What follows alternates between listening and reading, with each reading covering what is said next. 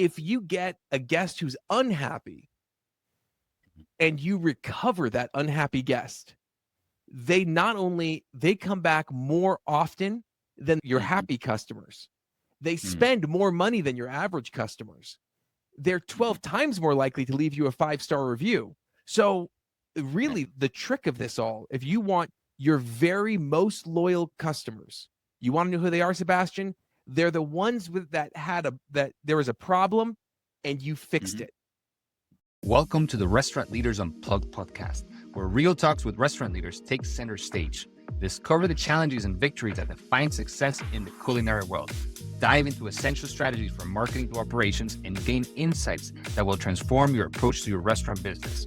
Don't just keep up, lead the way. Join me, your host, Sebastian Stahl, on this journey to excellence. Zach, welcome to the Restaurant Leaders Unplugged podcast. It's really a pleasure to have you here. Hey, happy to be here. And even though we're unplugged, I'm feeling energy. All right, let's do it, Zach. So let's get into it. I want to start at the beginning. Of course, I know a little bit about your story, but I know our listeners might not know the whole backstory behind how you got started in the restaurant business and how your transition was into Ovation. So can you take us back and walk us through that? Yeah. So summer of 1985, I was conceived. And then in February, I'm kidding. Where do you want me to start, Sebastian? No, I know there's some stories about thousand dates and stuff like that. So basically, I grew up pretty much in the restaurant industry. My first job was in restaurants at Friendly's, for those East Coasters who know what that is and love Friendly's. And then my dad had an interesting upbringing with my father and my mother. My dad was a pro athlete. My mother was a model. And unfortunately, I got my dad's looks and mother's athletic ability. So I got the shallow end of both those gene pools. There was like so much potential, but anyway, I came out. But that's okay, because with that, I really got into startups. I started building my own companies, but seeing what it was like to give customer service in our family-owned businesses, working the car wash, drying cars, customer service, working at Friendly's, my dad's barbecue joint, like doing that growing up. That's how I was raised, is in that customer service aspect. And then as I got into the real world and I started a couple of companies, had some great experiences there. And then I saw that everything that we do for customer service and customer experience is about the guest experience. Everything that we do, from the trainings that we do, to the food that we order, to the location, to the ambiance, to the music, the chairs, it's all about the guest experience. And yet when it comes to measuring that experience, it's bananas. It's, hey, here's a 50-question survey for you to tell me that you missed my fries. It's, wait, what? It just didn't make any sense. And so I wanted to start with the guest in mind and create a platform that allowed the guests to give feedback, allowed the restaurant to take immediate action on that feedback, and then find not just the one-off complaints or the one-off wins, but what are the things that are trending. And using AI, we're able to really dive in and collect a lot of data from all these different sources, from DoorDash and Grubhub and Yelp, Google, Facebook, TripAdvisor, and our first-party survey, to really dive in and understand what does the restaurant need to do to improve and fix these consistent trends. So that was like the birth of Ovation. But interesting that you mentioned like the dating, because one of the things that I realized is that being a really good first date is not too dissimilar from a guest coming into your restaurant. If you think back to our dating days, right, Sebastian, the first thing that you would do, someone says, hey, I want to set you up with someone. What's the first thing that you do? If I'm telling you this right now, I'm like, hey, I want to set you up with someone. Her name's Sandy. I'd be surprised, man. I've been married for a long time, but I would. I'd be like, get in the time machine back before our happy married days to our lonely single days. What does she look like? What does she look like? And then what would I do? I'd pull up her social media profile, right? Sure. And you'd look through the pictures and decide if you want to go. Isn't that what people do? You say, hey, we want to go to a restaurant. What's the first thing that you do? Tell me about it. What do they serve? Let me look at the online reviews and check out the menu. And so that's the first gatekeeper. And then once they Yeah. come in, how do you greet them? When you show up at the door, if you go out in the front, if you pull up to Sandy's house and you honk the horn outside of her house, is that going to make her feel very welcome? No. Probably not. When a guest walks into our door, what are we doing to make them feel welcome? When they get onto our website, what are we doing to make it easy for them to feel like we want their business? Are we removing that friction? Are we adding that friendliness? And you could just go on and on about how a great first date has so many parallels to what we need, what we want to create for a first-time guest. And then it's about, as you build that relationship, you want to be consistent. For example, it would always bother me.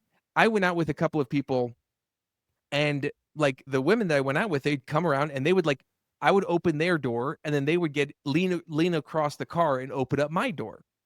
And I was like, here's why that bothered me, Sebastian, is because I still open up the door for my wife, right? When I opened up the door for them, that is something that I wasn't trying to just be a good first date. That's something that I had committed to do like for the rest of my life. I know that she wasn't planning on leaning over and opening up my door for the rest of my life. And so there's something about the consistency that's so important. Like restaurants, we have to be consistent. We can't be providing different experiences at different times of the day, at different locations with different GMs. It doesn't work. You cannot grow a brand that way. But then the top level, it's all about connection. So yes, first level is convenience. Let's get them in the door. Let's get them sounding like let's get them like excited about trying us. Consistency. Once they come in a couple of times, if they've been in 3 times, they have 3 different experiences, you're done. People always say you got to get somebody to come in 3 times. No, you got to get someone to have a similar experience 3 times. That's the key. And then the highest rung is about connection. How does that guest feel like you care about them? Look at Starbucks right now. Starbucks is writing names on cups again. Why? Because they want that guest to feel like this is their local coffee shop. They want that guest to feel the love of the individual people that are there. And if Starbucks is focusing on that, so should every other brand in the world. And the fact is, a lot just aren't, because they're saying it's too hard to scale it, so I'm not going to do it. It is too expensive, Sebastian, to get someone in for the first time to not be obsessed with getting them back in for a lifetime. 100% Zach, especially now, right? Because we got people cutting back a little bit on spending, going out to eat, and for them to give you another chance and to come back to you in what's going on now, it's even more important, right? And it's just those guests that come back, what we find is the guests that come back are typically going to spend a little bit less money than a first-time guest. But if they're happy and if you're consistent, they'll come back 2 times more frequently than the average guest. But here's the really interesting thing. If you get a guest who's unhappy and you recover that unhappy guest, they come back more often than your happy customers. They spend more money than your average customers. They're 12 times more likely to leave you a 5-star review. So really the trick of this all, if you want your very most loyal customers, you want to know who they are, Sebastian? They're the ones that there was a problem and you fixed it. And that customer demographic is worth 24 times your average customer. And yet so many restaurants are still saying, if they had a bad experience, it just happens. It's like, we can't do that anymore. That's not how it works in this economy. There's too many choices to go. There's too many discounts and stuff is just too expensive. It's just, we have to change our mindset to every single customer is extremely valuable. And we have to get that hand-to-hand combat, regardless of if you have 1 location or 1,000 locations. That's right, Zach. And Zach, I want to get a little bit more into your story, but what you're talking about, can you also, how do you guys, how do restaurants leverage Ovation? Because we're talking about all this information that you're talking about, all this data, right, that you're seeing. How can restaurants leverage Ovation to use that data and see these trends, these patterns, so they can really see it and make it real for their restaurants. That's the beautiful thing about the system, right? It's like we're not just like a 2-question survey, we're an operations platform. And so with Mhm. Ovation, yes, we have our 2-question survey, but we also have all of the public review data that we pull in, and then leveraging our millions of data points to understand restaurants. We have 34 scores at every single location. So that way you don't have to sit there and read through all of your Mm. feedback and reviews and then do the brain work to understand what locations have what problems and what do I need to fix. We do all that work for you. We show you exactly what's going on, what needs to be improved at every single location to make it so easy for you to go in there and build a better brand. So that is, and then after all of that data, you still may have questions. You still may want to understand, okay, how do I leverage? How do I know where people came from? How do I know what people thought about my LTO specifically? How do I, if I'm in a touristy area, how do I know if someone is local or not to opt them out of marketing or opt them into marketing? All of those questions aren't going to show up in unstructured, open ended feedback. So, what we do is we follow up with very specific data driven questions. So, you can not just get the quantitative data, but the qualitative data as well. And when you combine all of these things together, and again, Ovation makes it so easy for operators to not just see the trends, but then we actually will leverage AI to help each GM know what is the thing that you need to work on in your location for this next month. And then we have a whole Right. dashboard that shows how that location is improving or still struggling with the thing they need to work on. And so that Mhm. way, in an industry with 120% employee turnover, 80% GM turnover, you can Mm. keep a hawkeye view on knowing exactly what's going on without having to be everywhere at once. That's just really cool. I think it's a fantastic platform. But Zach, let me walk back a little bit with your Yeah. story because I know you've been building this business for a while, and I also want to get your again more of your personal stuff here because I know Ovation is a great platform. We're going to talk more about it in a second, but your entrepreneurship journey, because this whole thing also this podcast is about leadership, and you built a company for quite a few years. You just shared with me you started in 2017 building Yeah. this And company. this is my third So company. imagine. So what were the hardest parts of building this business? And were there any moments when you thought it's like, man, this is too hard, and you Oh, thought about quitting? so I will say I am extremely lucky that even though it took me 1,000 dates to find my wife, she is a 1 in a million woman. I am so lucky to have found her. I'd say 1 in a billion even. Mhm. She's someone who is gives me so much grounding and so much encouragement. And so to me, it's like faith is number 1 in my life.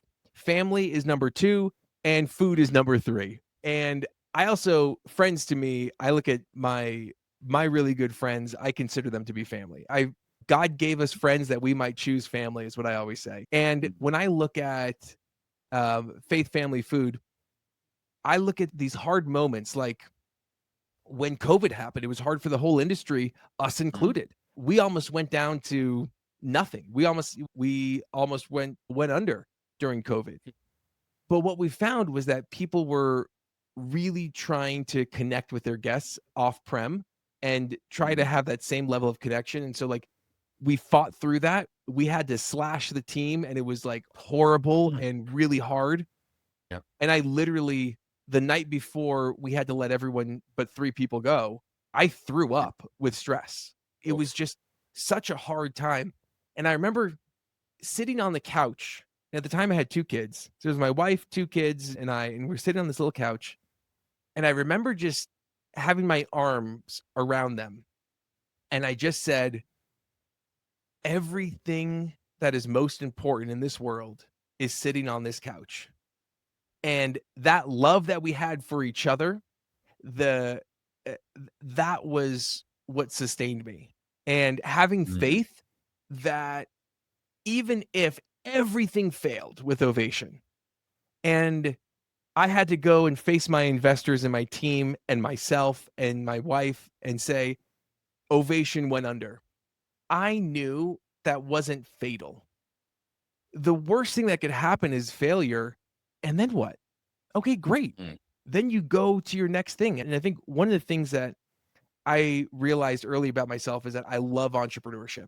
I love starting Mm. things. I love building value. And so I took out an insurance policy against my own ambitions. And I got an MBA and I did Mhm. some Fortune 50 consulting working with one of the big firms.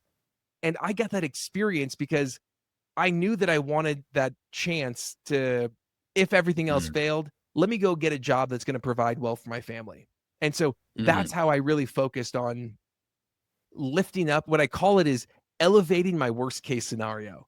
And I Mm. spent a long time elevating my worst case scenario. I invested in that, in education, in my internships, and getting a job. Literally, it was just so interesting because it was the most bizarre thing. I was getting coffee for and mail, and I literally went from there. I was CEO of a company, and then I did my MBA, and then I did my internship. And in my internship, literally, I got coffee for people. I got the mail, and then I finished my internship, and went over to and I flew to New York City, and I rang the Nasdaq bell with my startup.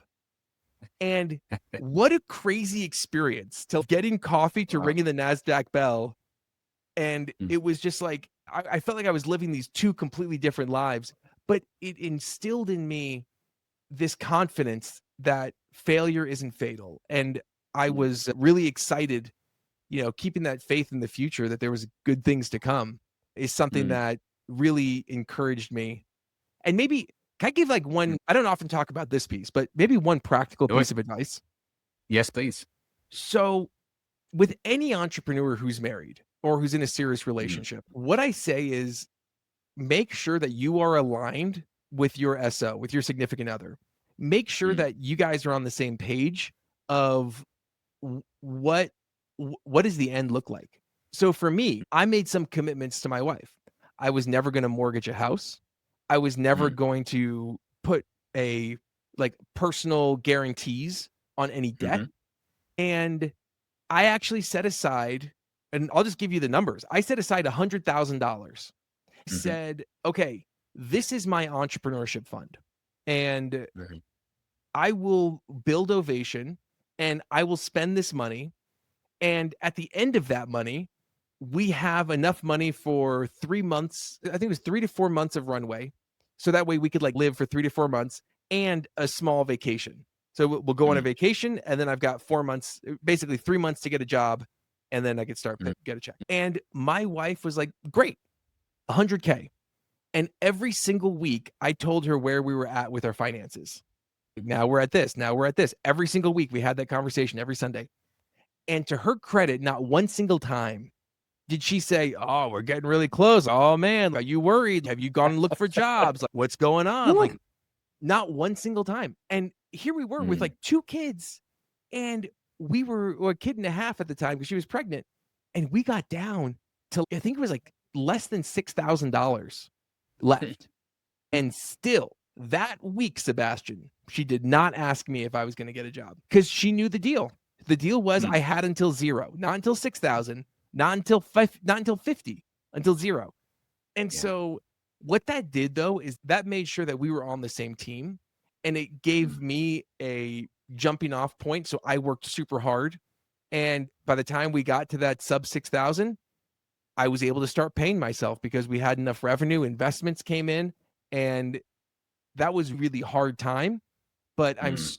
it would have been fathoms harder if I didn't Mhm. have faith in believing that there is a higher power and that there's something that Oh, I yeah. have a purpose regardless of how much money I make in this job life called monopoly. And I Yeah. had family that supported me. And then Mm. all through it, having good food, man. There's something about a good meal, regardless of how poor you are, that'll just lift the spirits. 100%, Zach. Man, that's a beautiful story, man. I kind of share some of the same things with you, with my wife, because she supported me through owning restaurants, building restaurants, and then getting into this other business that I'm in now, and just being okay with all the uncertainty. And mind you, also we got kids and everything, man. So yeah, if you having the right partner definitely helps. And like you said, number one, faith. Without that, I think your chances are slim, just because what it takes in terms of the emotional side of it, when you're running a business and the ups and downs, you need to hang on to something bigger than you. That's been my experience. Yeah. And I find that one of the things I try to do most mornings is I get in Mhm. my hot tub and I have my time to pray and read scriptures. And I think that those are moments that help me connect more with a higher power. And it puts everything in perspective because look, I love building Ovation. I'm having so much fun. And Mm. yeah, it's really hard, but it's Mhm. so is a trek through the Himalayas. And yeah, that was really hard too, but the views were amazing. And so Mhm. it was fun, not because it was hard, but because of the whole experience. And I look at this as Mhm. trekking through the Himalayas, and you have to take those moments to stop and smell the roses and to Mhm. see the scenery.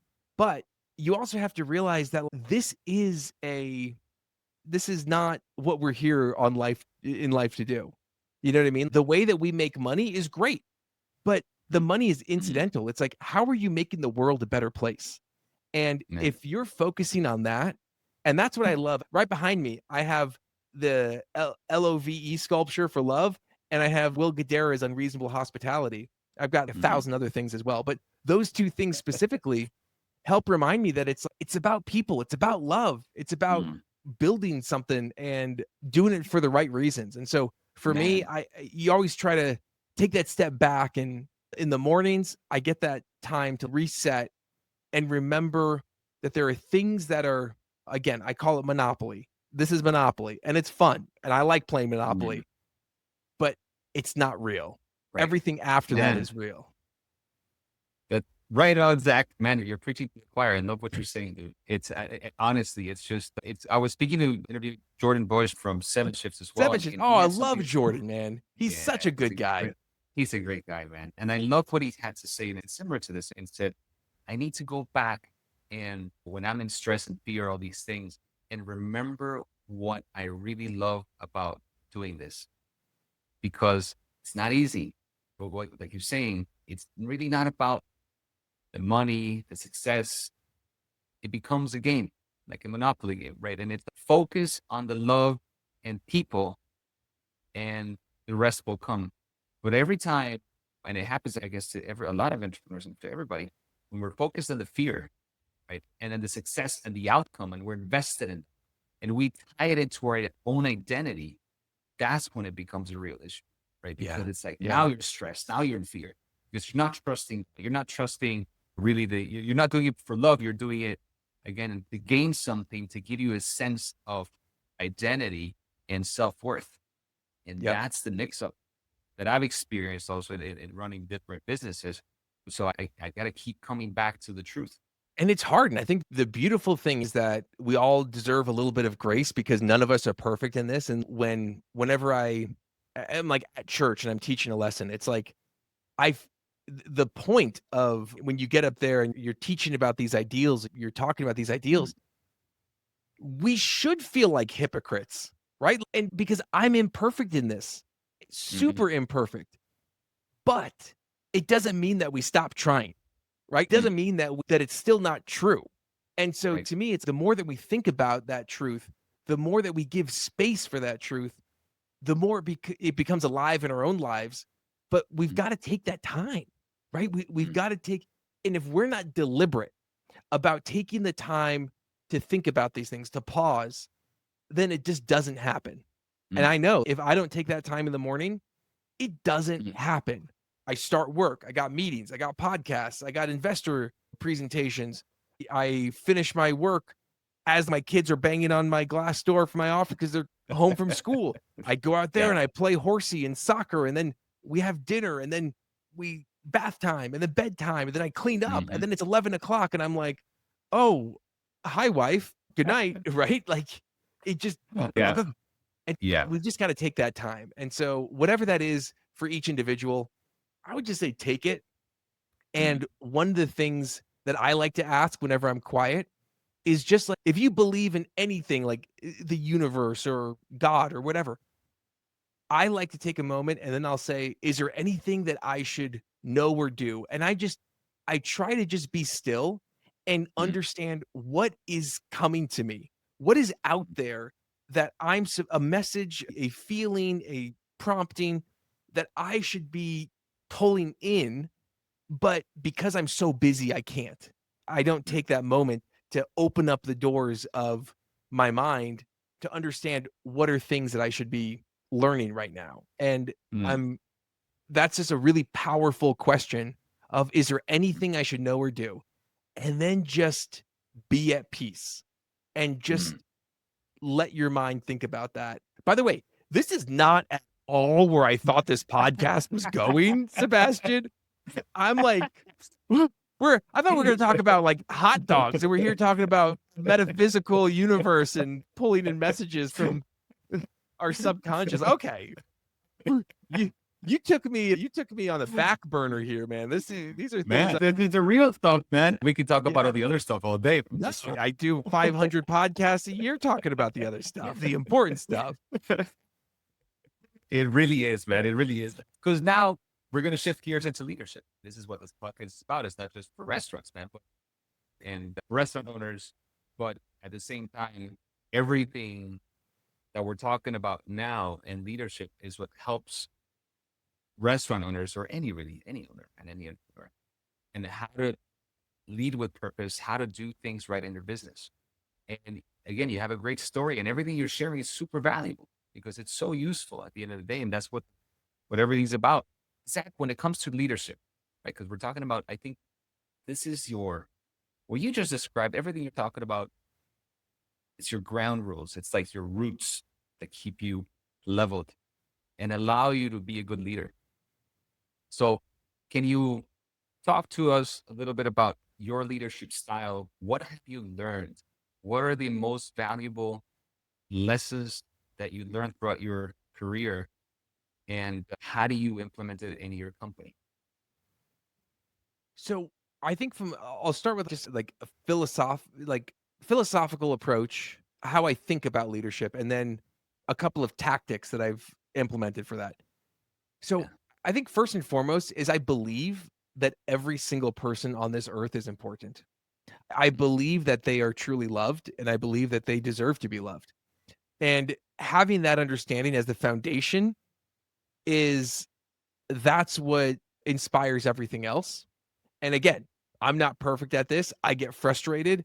I see someone who does something that I would have done it differently. And it's hard for me sometimes as a founder to be like, to understand, is it principle or preference? That's something that Mm, I'm working through right now.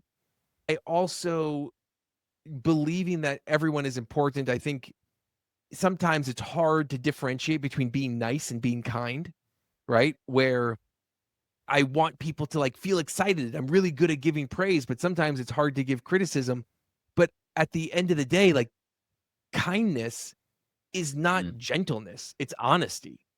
mm, Kindness is, hey, Zach, when you wear a backwards hat on a call, it gives off a really bad look. Oh, thank you. I personally don't think so, but it's just one of those things where kindness is that honesty to help them grow. And so that's my daily challenge is mm, how do I understanding that everyone deserves to be loved. How do I do that mm, with honesty, with kindness, and with patience? And on the flip side, like a couple of things that I found to be really successful for us at Ovation is one, we have a system that's called Give an Ovation. And that's the name of my mm, podcast, but that's also how we do how we do like employee recognition. So every month, every employee at Ovation has a bonus that they have to give to somebody else at Ovation. And they fill out a form right before every all hands meeting saying, here's who gets my ovation for this month. Here's what they did. And here are which of the 5 ovation values mm, did they exhibit in doing this thing. And then in the all hands, I read every single one of those.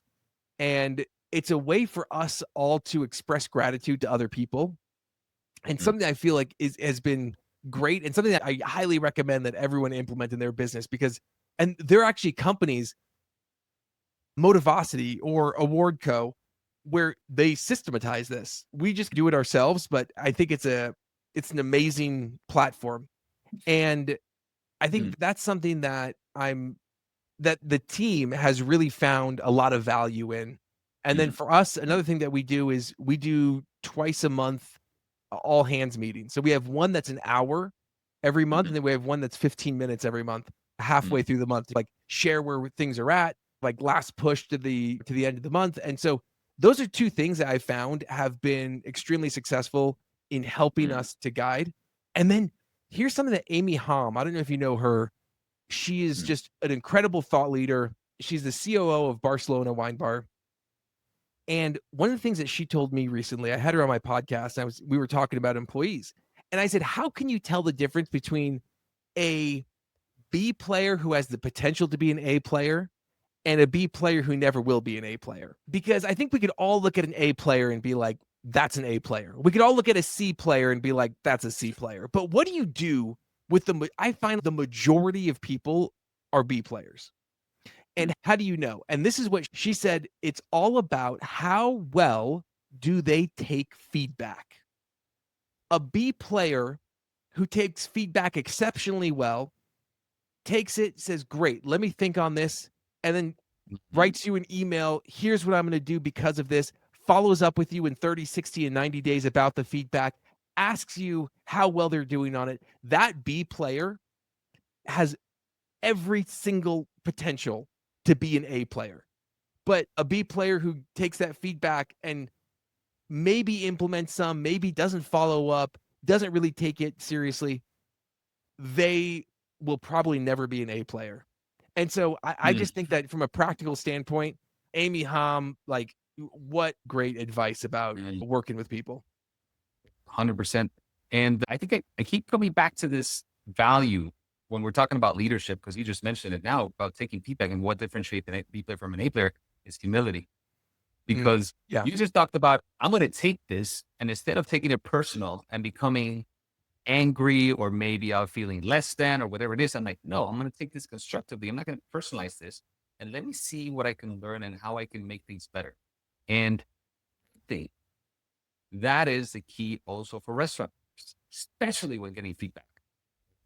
Because you got some shitty review on Yelp, and they're like, man, freaking guy, give me this terrible feedback, whatever it is. But you got to be open to it, right? Yeah. And listen to your customers so you can improve the guest experience. Let's go back to your platform, because again, I want to talk a little bit more about Ovation, because I think it's fantastic. You guys are helping so many people. And I think it ties in also to what you're doing as a leader. So how does Ovation, because I know we went with some of the features and some of the things, for somebody that hasn't heard about it, can you describe the platform itself, and how does it make it, again, easy for restaurant owners to get this feedback?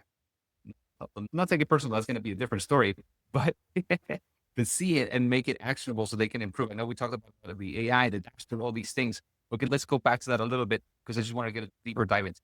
Yeah, so let's say that let's just start with the beginning of the journey. You walk into Zack Shack restaurant, and I've got 100 locations, and I'm working the grill in one of them because my manager didn't show up to work, and whatever the case is, right? Now you come in to the restaurant, and you're in a different location than I'm in, and you see a QR code on the table. It says, how did we do? 2 questions to enter for a $100 gift card. Or maybe you're sitting at your house and you ordered some delivery, and then you get a text message. Hey, Sebastian, how did we do at Zack Shack? Can you answer 2 questions once you get your food? And you click on that link, you scan that QR code, and it takes you to a very simple 2-question survey, smiley faces, and then it goes into open-ended feedback. If you loved it, we're going to ask you to place a catering order, buy a gift card, buy merch, join our loyalty program, to leave a positive online review. If you had a negative experience, we're going to ask you why. And that feedback is going to go directly to me or my GM or the area manager. And in real time, I see your feedback. I can click a button, and I could, by the way, I could see how many, because it's tied to your phone number. I could see I could see how often you order. I could see how much you've spent. And let's say that you may have placed a $1,000 catering order a month ago, And this time you ordered a kid's meal, but you didn't like it. And I'm going to go above and beyond for you, Sebastian, knowing that you place $1,000 catering orders. Great. I'm going to say you ordered a kid's meal, but Sebastian, that's not how we missed. You didn't put the fries in the kids' meal for you. Oh my gosh, I can't believe that, Sebastian. I could send this all through text message. Here's a $20 coupon. My sincere apologies. Text me here anytime, and would love to see you back in. By the way, I saw your order number. I've gone ahead and given you a refund. And I could do all of that with one hand while I'm cooking burgers. And that's the power of that immediate response. Now, let's say that location you went to, now I'm back at my office as the CEO, and I'm sitting down and I'm saying, okay, how is my brand doing? I open up my dashboard and I see the location that Sebastian went to, they are consistently missing fries because it shows it right there. Order accuracy is a problem at this location. So what do? I tell my head of training, they go in, they retrain the team, they set it as a goal. The GM sees exactly how they're doing in order accuracy, sets a goal for where they should be, and then I can see in an easy dashboard, what is that location working on? How well are they doing? And make sure that we're improving these consistent issues. And that whole cycle of collecting that feedback, taking action with the individual guest, and then finding and improving those trends.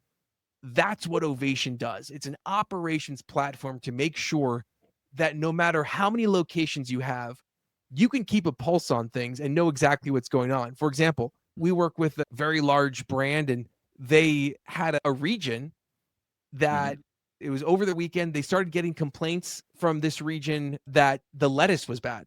They called the GM and they said, what's going on? The GM was like, or the area manager was like, yeah, we got a bad batch of lettuce from the supplier. And so they were like, okay, like 86 the lettuce. And so they were able to make that instant operational change. Just talking to another large brand, and the COO was talking to me about how they were missing modifiers. People were ordering extra sauce and they were paying for it. But guess what? On the receipt, it wasn't printing off extra sauce. And so they didn't know that was happening until Ovation. And literally the first week they implemented Ovation, they got on and fixed that problem. And so these are the types of like real life scenarios where you're able not just to like give someone a free thing because something bad happened, but it's you actually make the change to solve the root of the issue. And if you want to follow up with other questions, if you want to follow up and say, how did you hear about us? Or did you try our LTO? What'd you think about it? You can do that in Ovation, but we just allow you to do that either an hour or 24 hours later. So you can give that guest the emotional space to tell you what they want to tell you, and then be patient and wait to ask the very specific data that'll help you run your business better and help out with these things that won't show up in unstructured data. Right. Super powerful, Zach. I think it's a fantastic platform. And just out of curiosity, what is the response rate for when you send out a text message requesting feedback? So just to give you an idea, if a traditional long form survey will get around 0.2% survey completion rate. With our integrations, we're getting over 20%. So imagine that. You're hearing from so many of your guests. The question I always ask people is, would you rather one person answer 50 questions, or would you rather 50 people answer one question? And the answer is, I want to know what's actually happening. And what we find, though, the magic is, if you start with that 2-question survey, the way that Ovation does it, and then you follow up with a long form survey like we do it, you're going to get more people to take the long form survey than if you start with a long form survey. People don't want to answer your 50-question survey, but they will answer a longer survey if you let them tell you what they want to tell you first. Start with the guest first. We do that with everything else in the restaurant industry. Why not surveys? No, makes total sense. 100%, Zach. And so, Zach, what's next for Ovation? You always got exciting plans coming, and anything that you're excited about, anything that's coming that you'd like to share? We are, I wish I could tell you about some of the cool stuff that we're building right now. We've got some really amazing Top stuff secret. we got some amazing stuff built. Some things that we just launched are a brand new way to do long form surveys that's so much more powerful and dynamic, and it allows you to collect richer data from your customers. We also launched an entire phone platform. So this way, you won't have to worry about missing phone orders. We actually were able to increase online orders by 25% at our That's businesses, huge. right? 25% increase in online orders. Why? Because right now, 30% of phone calls that go to your restaurants are not getting answered. And why are people calling? Because they want to give you money. Let people pay you. So the phone system, we just launched a big improvement to that, which is amazing, that we actually will show you how much revenue is coming in from the phone systems and your online ordering, specifically from phones. And then other powerful data and reporting to make it easier for you to set and achieve goals and make your quest for operational excellence much more streamlined. So anyway, but we've got some things coming out that are going to help restaurants better understand where they fit in the market against their competition. And that's going to be super powerful to help restaurants focus in on the things that they need to do better. Super cool, Zach. And can't wait to see all those features. That's really awesome, man. Zach, final question. So when it's all said and done, what kind of impact do you hope that you've made on this industry? I hope that when it's all said and done, whatever that means, I hope that people look at Ovation and they look at what our team has built and say, this has helped us bring hospitality and digital together. This has helped bridge the gap between our physical world and our physical business and our digital consumer, and built that connection. And if we're known for building that connection and helping people to feel heard and feel seen and feel the love, that's what I want Ovation to be known for. That's awesome, Zach. Zach, again, thank you so much for your time and thank you for being on the show. Insights were fantastic, man. It was a beautiful conversation. For listeners, of course, I think they can find you, of course, on your website at Ovation. Ovationup.com. Yep. Ovationup.com. Or socials everywhere. If they want to get in touch with any of your team members, they just go to the website and reach out. Yeah, go to the website, click demo. We'd be happy to walk you through, understand what your issues are, and see how we can help. Yeah. But thanks for having me on, Sebastian. Thanks for being such a great host and asking really insightful questions. I'm sitting here as a podcast host myself, taking notes. Appreciate you, man. Thank you, man. I appreciate it.